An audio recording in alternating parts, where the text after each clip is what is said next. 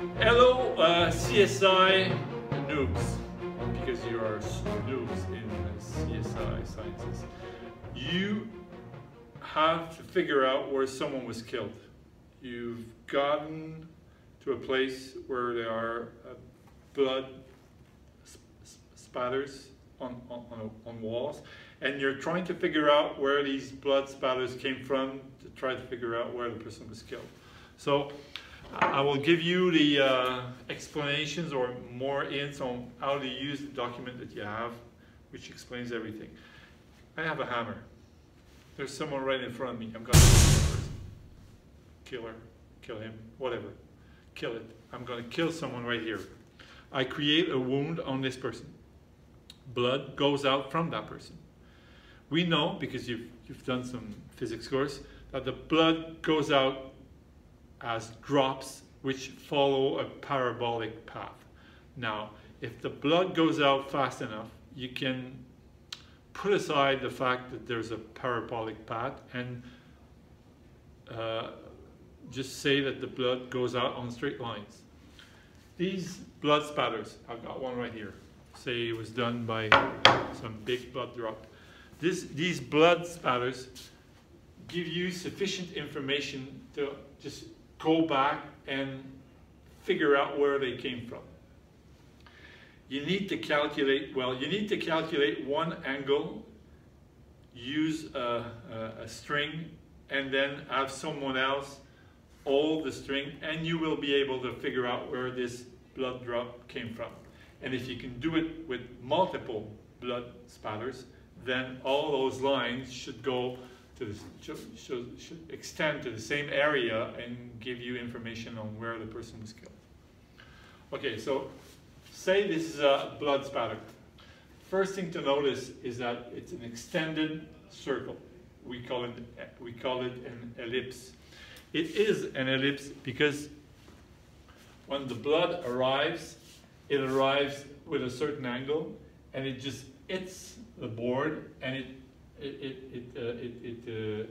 splatters. Ça s'écrase. Ça s'étale. Your first job should be to trace a line that goes through the longest length of the blood spatters. Now, it's very simple. This line here is the direction in which the blood drop came in. It came in along that direction. So the first angle, we've got it. Do we need to know what the value of that angle is? I don't think so, because you will just put a string, you will place the beginning of a string here and extend it to some point and try to follow that line. You know, you need to be following that line to some point in space.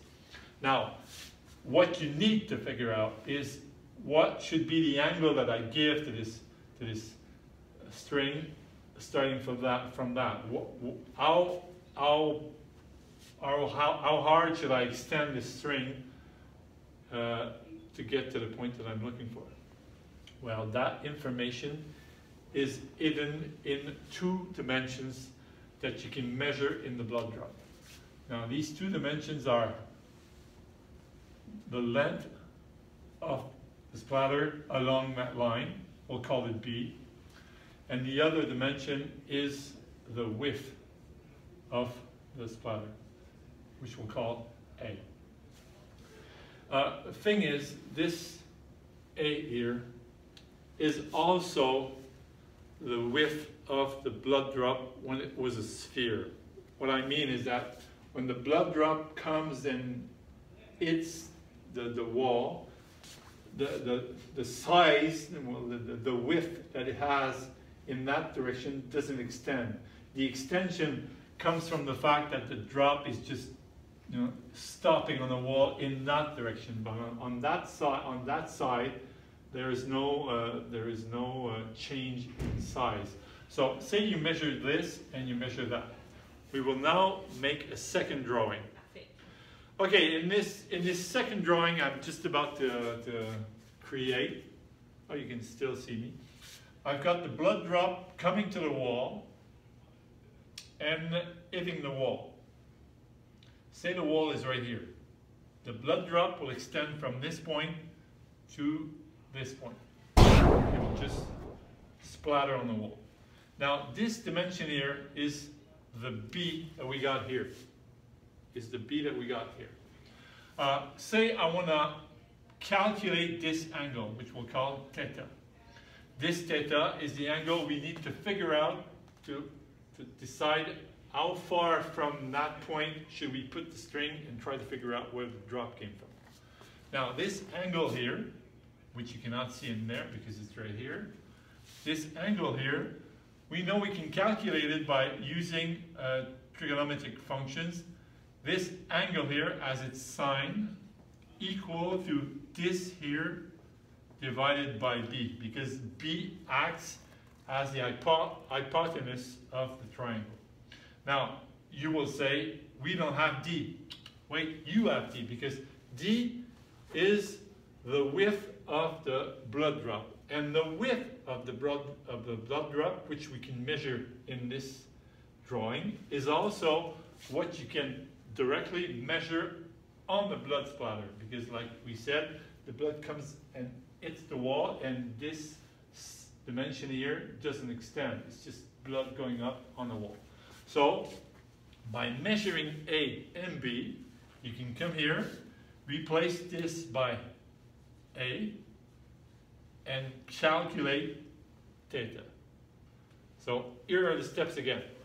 You notice this is a blood splatter.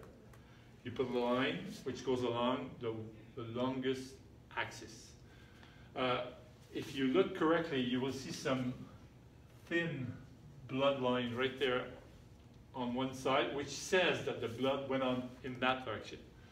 Okay, so you measure A and B, and all you have to do afterwards is calculate theta using inverse trigonometric function. And after you calculated theta, you come back to your blood drop, you stick some string from this point. I have one right here. You stick some string, and what you do afterwards is you extend your string to the exterior using a protractor to the angle that you just obtained in this calculation. So by making it precise, by doing it precisely, you will be able to figure out that this blood drop came from a line which extends like this. Now, if you make calculations for other drops, you should get to a point where you've got many strings that come to the same point, which would be the exact point where I killed it. Thank you.